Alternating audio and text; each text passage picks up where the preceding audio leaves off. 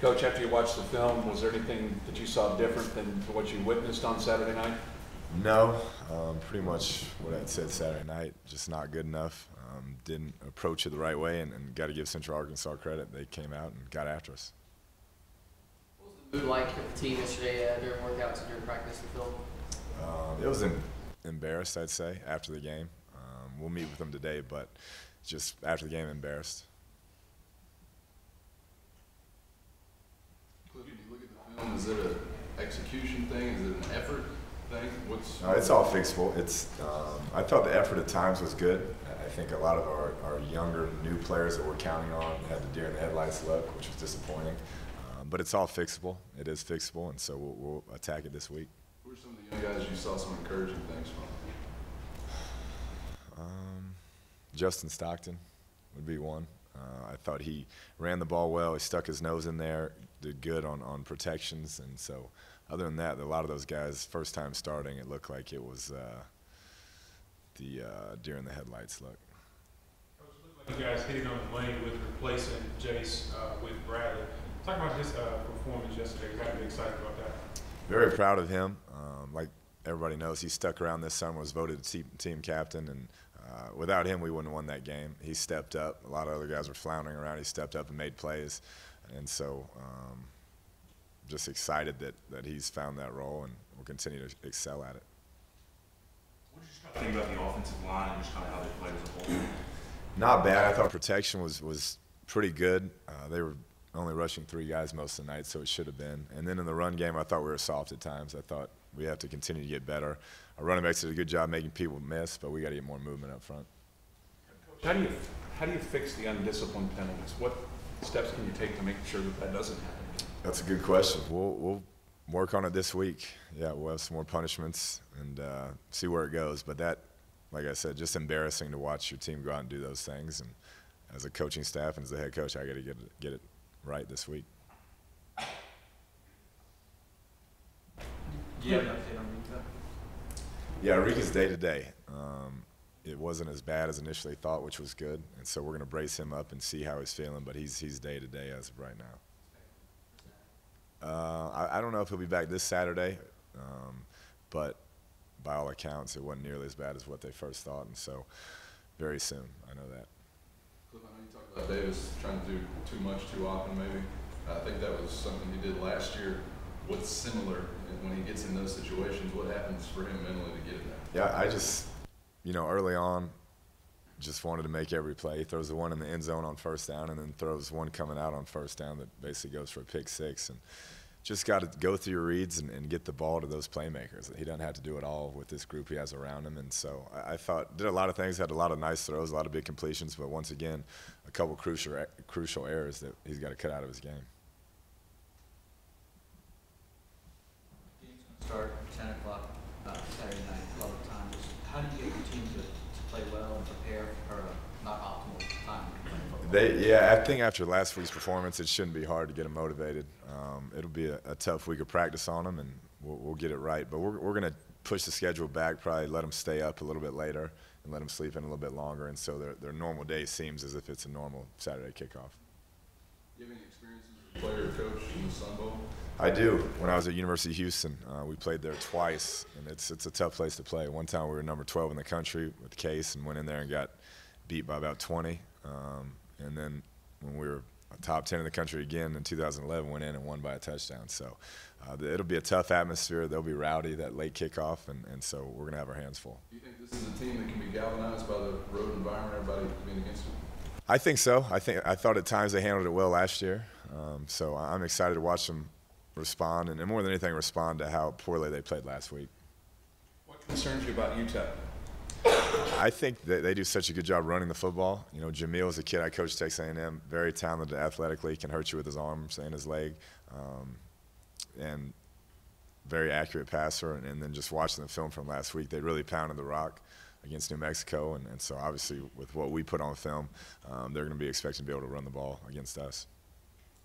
Coach, other than getting better this week in practice, what's the biggest message to the team going up against UTEP? Just that we're going to get their best shot. They'll be fired up, and they should be. And I know after watching our film, they'll expect to win the game. So we better be prepared. Have you Talk to Case about what happened, him getting cut by the Texans and reach out to him. Not yet, not yet. I was going to talk to him this week, but haven't really heard all the dynamics. Does it kind of help having Coach Jamil, having been in that intimate setting with him, coaching him at Texas A&M? Does it help you prepare this week, knowing what you're going up against? I don't think so. I just think the offenses are so different. But I do know he's a great young man. He's a great leader, and he'll do everything he can to help that team win. So we'll have our hands full. Kliff, kind of off the subject, but student attendance across the country is down. What are you guys doing effectively to have it going the other direction here? That's more of a marketing team deal, I think. But that was incredible, seeing all those kids. And I heard there were a bunch that couldn't even get in, which is awesome for our team to have their peers in the stands cheering for them. There's nothing better than that. And so I know it means a lot to our coaches and our players. Kliff, how do you go about what specifically do you do when you're addressing the number of penalties? Is that something that the ramifications are within practice, or that's going to be a fairly? Yeah, they're within practice. I mean, we've tried everything at this point. We were basically last three last year, and I'm sure we're leading the country again this year. So we'll keep trying new things and find an answer at some point. Which ones of those to you are okay based on effort versus just bad judgment? Yeah, I think holdings, pass interference, those are plays guys are trying to make. But when you're getting the unsportsmanlike conducts and substitution penalties, which is on our coaching staff, false starts, offsides, things like that, just unacceptable. What was the demeanor of your leaders, team-wise, Marquez and Webb, how they carried themselves the last 48 hours? They're mad, I think. They're embarrassed, just like we all are. And those are guys that showed up. I think some of our leaders played well and did their roles, but it takes everybody, and we got to get everybody on the same page. You guys were able to rack up, 636 yards, score 42 points, but do you feel like as an offense you left some things out there on Saturday night? Definitely. That's, having one that went for a pick six and another one thrown in the end zone and then a safety. That's essentially 3 turnovers right there. And then their offense converts 6 out of 6 on 4th down, 15 penalty. The whole deal wasn't good across the board, and so we'll get that straightened out this week. Did it kind of drive you crazy, the defense called 3 timeouts? No, I think that's part of having some new bodies. We were trying to rotate some of the new junior college kids in, and it's their first time in that spotlight, and everybody reacts differently. But we got to get them calmed down and get that under control. What would you attribute what they say is always a huge jump between game 1 and game 2? Why is that typical? For us, I think, and the teams I've been around, just the young guys getting in and getting a taste of it, being out in the bright lights, how fast it goes, the tempo of the game, things of that nature. Coach, you touched on it a little bit, but I know players get a little antsy in that hotel with a late game like that. Talk about the focus that you're going to have to give to this team in order for them to come against you. Yeah, it will change our schedule a little bit, but like I said, we're going to do some things to try and keep the time period during the day the same as it always is. But I don't think they'll have a hard time focusing after this week. What do you see as the strength of the Miners defense? They're secondary. Coach Stoker, I coached against him at A&M when he was at Sam Houston State, does a really good job defensively. They play a lot of man coverage, bring some pressures, and they have a veteran secondary that it will challenge our receivers. Kliff, on Davis's 2 interceptions last night, or when you went over the film, where should he have gone with the ball? What should he have done? What should coach have done? Yeah, the first one, it was a bad play call, and nothing was there, and he should have just thrown it out of the back of the end zone. It was first down on the 10-yard line. And then the second one, he just made a bad read, just missed it, tried to go for the home run instead of just taking his check down. And so only a 7th start, that's what you got to remember about him. That's his 7th start, and he was just fired up and revved up and trying to do too much at times. Are you going to alter any reps in practice for Patrick Mahomes since he didn't have an opportunity like you wanted? No, Patrick's getting a ton of reps in practice. We've made sure he's got a ton of reps, and unfortunately he didn't get to play, but hopefully we'll find some games that we can get him in. Are you a little comfortable with your secondary play this past game? Not bad. You know, those young guys, like I said, it's going to be baptism by fire, and Central Arkansas went after them, which they should. And so I thought they competed well, went up and attacked some footballs in the air, but just continue to grow with them, and they'll get better.